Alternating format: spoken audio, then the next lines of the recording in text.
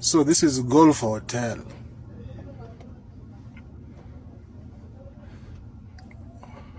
Taxpayers' money being dished out for Malava by-elections. Everybody coming out with in fact, you can see some of them still counting the money. Okay? Everybody being given about at least 5,000 shillings. Coming out as they count the money. This is what this election is about. Pilferage of resources. Look at this guy, still counting money.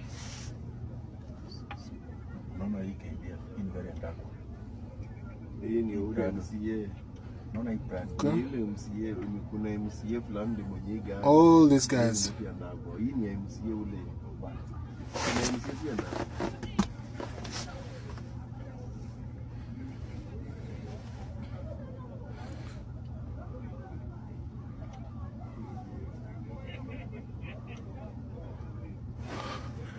It's not an election about agenda or anything. This is just money.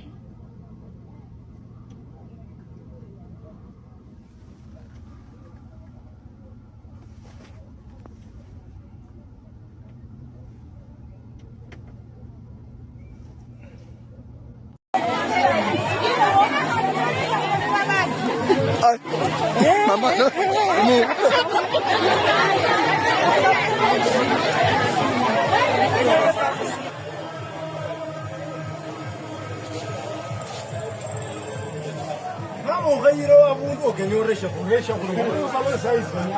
Enough.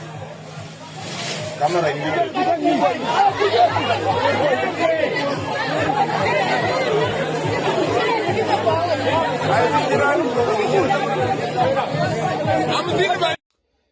Ladies and gentlemen, the government and the UDA have decided to go dirty. In other words, to play a rough game in these by-elections. Precisely in Malava, what is going on is a messy, noisy, and a game with casualties. And who will feel the casualty? The affected will be the electorates. I want to tell you the kind of game which is being played on these by-elections. The effect will be felt after the elections. So the electorates must stay vigilant and focused. But remember, I told you that it will be my duty to ensure that you are properly updated on the by-elections, but more so on those that are highly competitive, and both the two camps are putting their best foot forward to ensure that they win these positions. Now, let me rush to Malava, one of the most interesting constituency in the upcoming by-elections. In less than 48 hours, the game has taken another twist. So guys, in the first video, the person who recorded the video claims that the top and influential leaders across the society, beginning with pastors, political leaders, influential figures from Malava constituency, were gathered somewhere in an hotel and given 5,000 shillings each. I can't substantiate the authenticity of this video, but just as you can see, I've just used it to send a point home. I am telling you whatever is going on in the background. There are a lot which are happening behind the scenes, which you cannot see on camera regarding these by-elections. Every person is doing their best to ensure that they win the game no matter what. In the second video, this video was recorded and posted on the DAP social media or X account, claiming that that is Malava constituency. Food which is being distributed are from the government. You can see the sacks marked GK. And according to the DAP social media account, these are relief food which is being distributed by the government to influence the decision of the people of Malava to vote in the favor of their candidate, the UDA candidate, Ndakwa.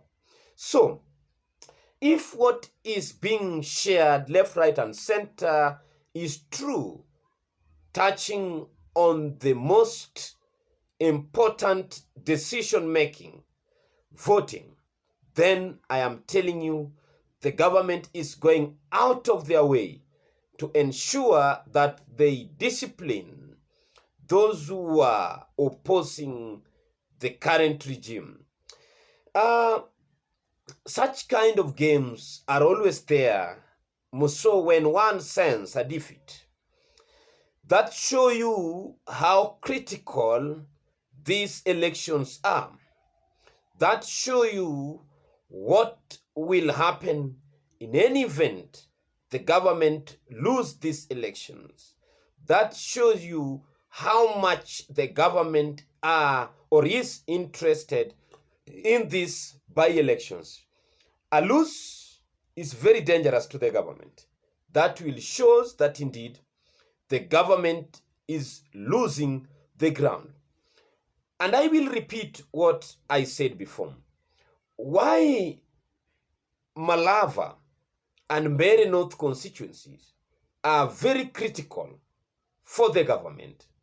First, you know Musalia Mudavadi claims that Malava constituency has been voting in favor of his ANC party, but that party had been long folded to join UDA. So the UDA candidate in Malava is a Musalia Mudavadi candidate. And in any event, Musalia will lose the seat. That shows that his influence in Mulembe politics is diminishing. Number two, the joint force between him and Wetangula should be a reckoning force and should give very strong political statement to the politicians from Mulembe nations that indeed they are the spokespersons of that region, and they are the political figure or leaders from Mulembe nation, and whatever they say dictates how the votes will be casted. So if they lose this, two of them combine, then that will be a red sign to President William Ruto that things are not good, and it will never remain the same as it has been in the past. So it is very, very critical for Musalia and Wetangula to win Malava. This will make them do anything possible, even if it includes playing outside the laws of the game. They will do that. Even if it means to play dirty at night, they will do so. They will do so by force. They will do so intellectually. They will do so financially. So watch that. Number two, Mbeere North is another place which you must keep your eye on. And it is an election which will be won very narrowly.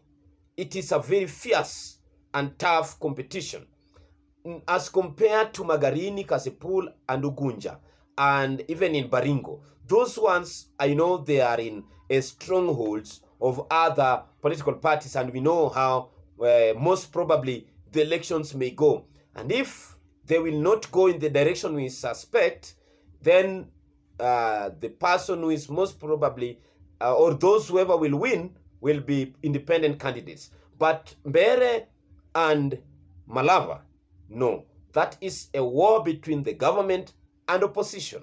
There's no argument about that. So whoever loses, that means they are less influential. Whoever wins will add some point on their side, and that will give them a head start to 2027. So let's keep our eyes on these two constituencies.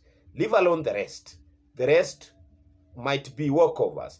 The rest are less consequential. These two are very, very consequential because they will speak a lot to inform the decision of 2027. Thank you, and may God bless you.